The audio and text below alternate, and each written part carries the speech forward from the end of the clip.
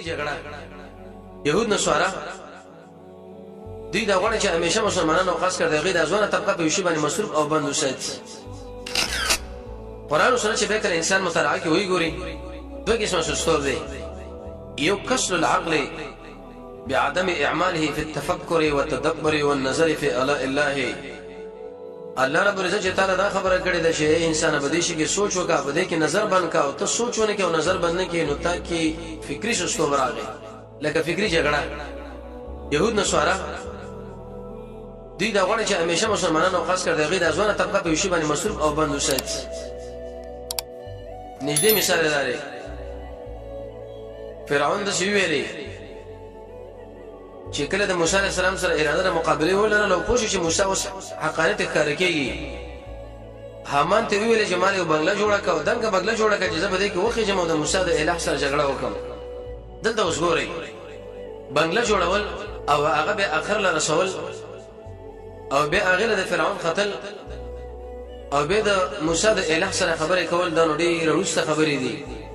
لیکن ټول امت فرعون بدی سیاست د دې غب کې راګیر کو چې رب بنگله به جوړیږي او ډېر اوچته بنگله وي او به باغی کې فرعون برخی چې د الله سره خبرې کوي.